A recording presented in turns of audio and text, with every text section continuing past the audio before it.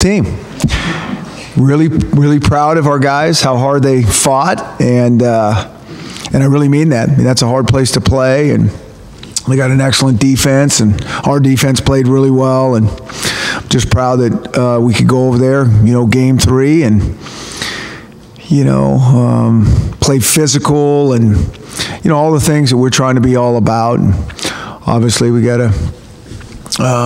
We'll clean up some things on offense as we keep going, but I don't underestimate the importance of being able to go over there and how hard those guys played and just made it happen. So for you, with how physical your secondary was without getting any flags in that game on Saturday. Yeah, I mean, that's the goal. That's the idea. We've been working on it really, really hard, and I think it showed up. And like I said, I mean, it's hard to play like that, but I guess it shows it can be done, and we'll keep working on it. Like I said, we're no means saying that we're always going to be able to stay like that, but we work hard on it.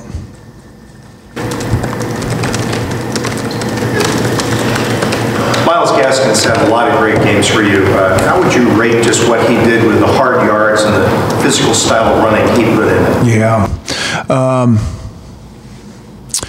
He's excellent. I mean, I just think Miles, that's what Miles does. If we're going to give him the ball enough and our offensive line keeps guys relatively covered, he's going to make his plays. I mean, he's slippery, he's strong, he's fast, he's all those things. And we just got to be able to give him a chance to get things started, and he's going to find creases.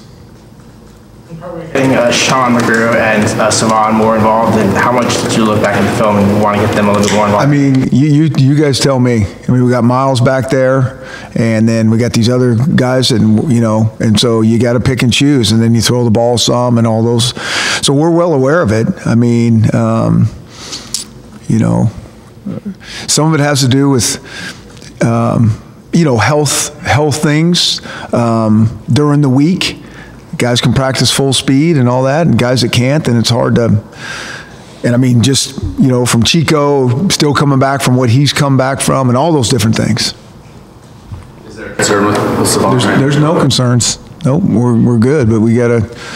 It's always week to week, and go from there.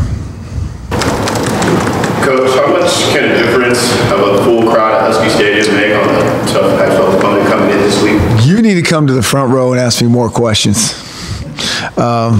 Yeah, I mean, that's what it's all about. When this place gets packed, huge advantage for us, huge advantage for any team. I mean, you go into any stadium. I mean, that's why I was so proud of our guys going into Utah. I mean, that's really hard to weather that storm. It's like just another element that comes into the stadium, whether it's wind or rain, that noise and that energy. And just over time, it makes a difference.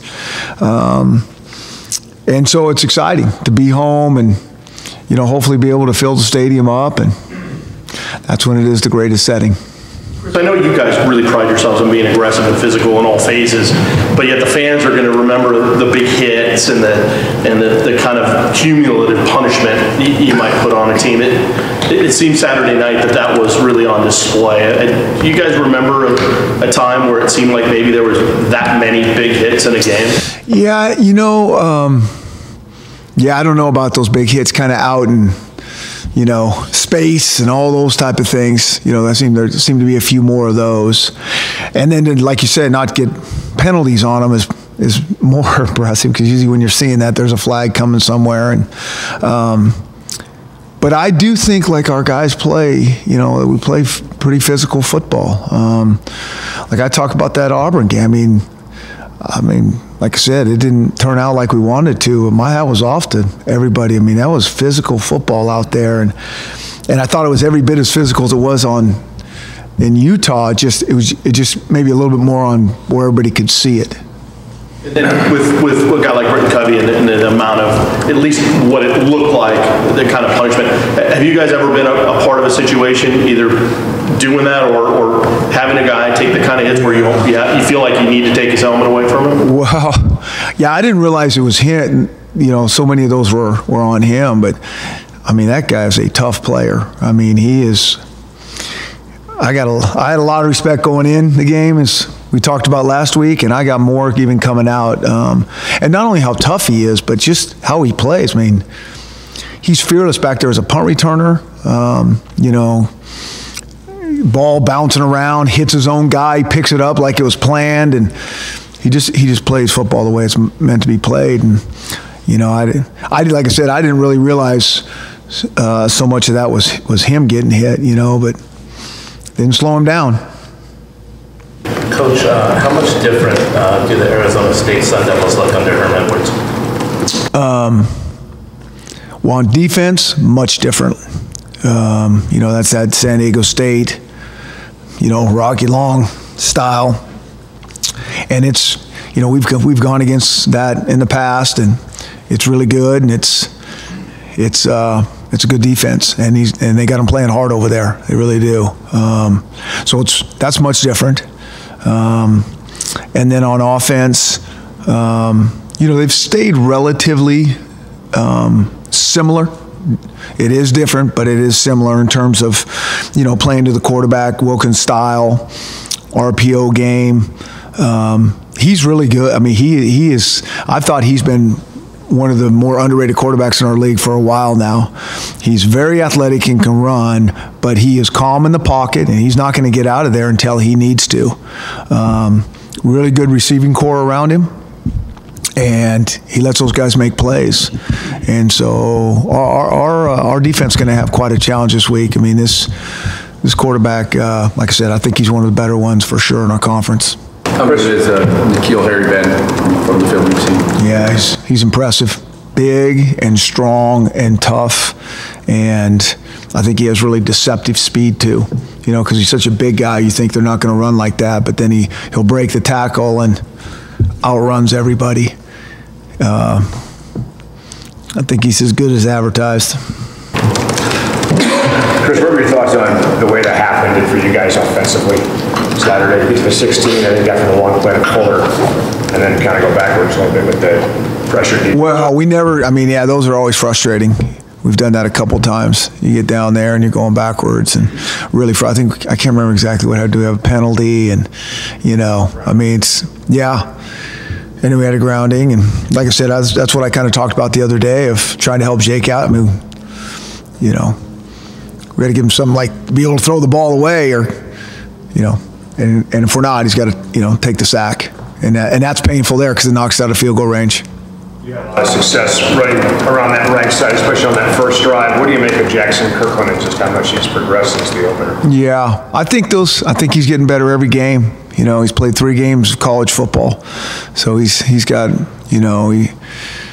he's a fun guy to watch because you can just see him getting better each week and learning, and because every week it really is different. Not only the guy you're playing against, but then these styles have been so much different, like another completely different style. So it's encouraging to watch him progress, and it'll be more encouraging way down the road when he's seen a lot more things. Varied up the defensive looks a lot on Saturday, between 1 down lineman all the way up to 4 down linemen, I think, at one time, varying the amount of defensive backs you have out there. How big is that versatility on the defensive end for you guys? Just to play different guys, you mean? Yeah, just kind of guys can do different things. Well, I think that's the key to anything, is to have depth, is to be able to play multiple guys. You like that. I like it in the offensive line. We played some more guys, and I've been saying that forever. I don't think the offensive line coaches like it as much because they want that continuity. But I like getting a lot of guys in the game. I think it helps a lot I think it helps morale. It helps practice. It helps competition. And so we've done that on defense, and you have to. Those big guys can only play so many plays, and so you got to continue to build depth. What did you think of Henry Roberts and Henry? Yeah, it was really good to get those guys in there. I think Henry Roberts has taken a lot of snaps around here, a lot of practice reps, and I'm glad we got him in there. And I thought he did a nice job. He knows what he's doing, and I think he's a guy that we can get in there and play more. I really do. And then Henry Bainavalu, first time, getting really significant snaps against a Pac-12 opponent, and he's got a big upside as well. Chris, you mentioned last week, I asked you about the emotions from year to year, and you mentioned how that first Utah start for Jake still bothers him even a couple years later. Yeah. What about last year's ASU game, the way that went down there? Yeah, I think that's, from a coaching standpoint, I know that can happen every single week. Like, that's why I'm always worried. Like, we were doing really good, and I think at the time Arizona State was, I think they were coming on a little bit, but, everybody, we were big favorite and all that, and we go down there and just don't do anything on offense. Well, we had a touchdown callback, but all those type of things. And so you hit a couple big plays, the mindset, mentality, everything changes. You get those taken away, and the momentum of the game completely changed. I've been in so many games like that, I can't even tell you. And so that's why we're always, whether it doesn't matter on the opponent, like, how these games can go. They can turn out much differently if you don't get a couple breaks here and there. But that's what I think about playing in our conference. I mean, I say it week in and week out. I know for a fact anybody can beat anybody. It just depends who shows up and makes some plays and gets some momentum going and goes from there. You referenced that game at all this week with the guys as far as a lesson? I think it's completely different. That's the mindset every week. It's not about referencing a game. Hey, remember when this, it's just like you got to play. You got to play your best or you're going to get beat. That's what I just really believe that. Chris, you talked about the momentum and the swings. Have you ever been a part of a fourth quarter like that where the other team has 3 possessions that start on average inside your own 30 and they don't get any? Yeah. Yes. I've been a part of it all. Like I said, I've won 7-6 when our defense scored the touchdown. And we've scored 69-67 in one where our defense couldn't, so I've seen it all, and that's the beauty of this game. You just don't know. I mean, I think it was a little surprising when the D lineman was running down there and you thought for sure he's going to walk in and the ball slips out of his hands and then our defense has to make a stand. And so that part is new. I hadn't seen that one before. But, you're not going to win and win big unless you play really, really high-level defense. I mean, that I know. You mentioned that play. When it comes to Jake, and you talked about, hey, even taking a sack has to be considered the right one. Is that in his makeup? He seems like he's so intent and so competitive to try to make the play that it's kind of not. It needs to get in his makeup. It just does. I mean, he knows it, and we got to improve there. There's no question. And like I said after the game, we need to help him. But there's going to become times where you help him as much, and the game of football goes how it goes. Somebody misses a block, they bring a blitz that you just weren't, and he's going to have to throw the ball away, or he's going to have to take a sack. I mean, it is how it is. But he's made so many plays getting out of there. I mean, we score a touchdown with him getting out of there and finding Ty Jones. And I don't think we realize how many plays that kid has made with his feet. I mean, that's part of his game. Now, do we need to clean up the other part? No question. What was it about the screen game that you felt was a great kind of against that kind of pressure on Saturday night? What do you think the screens were going to be maybe the effective way? Well, a lot of times teams bring pressure and you slip the ball out there and they're rushing, trying to sack the quarterback. The screens, screens are flip of the coin. So, I mean, you don't know what they're going to bring, when they're not going to bring it, all those kind of things. We had decent screen package, a couple years ago against those guys. And so but screens are hit and miss. When you talk about giving Jake those better answers, is that a play call thing? Is that an install thing? A game plan thing? Yes. All of it? All of it. Yeah. I mean, it's not any one thing. I always say that. If it's any one thing, we'll solve it right now. It's never that easy. And so, and you're not going to have all the right answers. I mean, these guys got smart coaches too, and they watch our tape as well. So they're going to change things up, and they're going to keep you off balance. And that's why that quarterback position is so hard to play. And so you're trying to give him answers, and most of the times, you hope you can, and there'll be times where you don't, and then we just got to try to maybe not make a bad play worse. What's the conversation with Jake like after that pick to the defensive tackle? There's no conversation. I mean, if there's one guy in the stadium that knows that probably needs to not happen, for sure, it'd be him. So we look at it later and we analyze and, try to figure out how to put him in those situations and practice a little bit and move forward. What's your biggest concern with the punting game right now?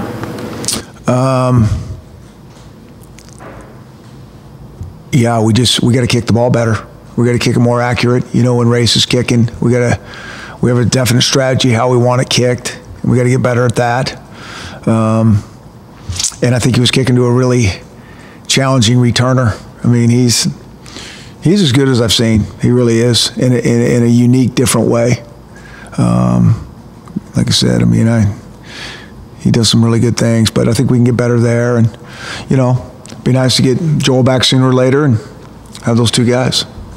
What are you saw Rocky's defense a lot over at Boise. What are some of the hallmarks of that style that Danny's taken with him to Arizona State?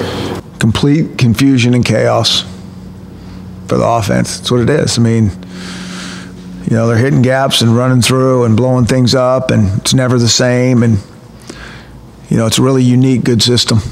How much is incumbent on, I guess, communication on the offensive line to try and figure out who's coming? Yeah. I mean,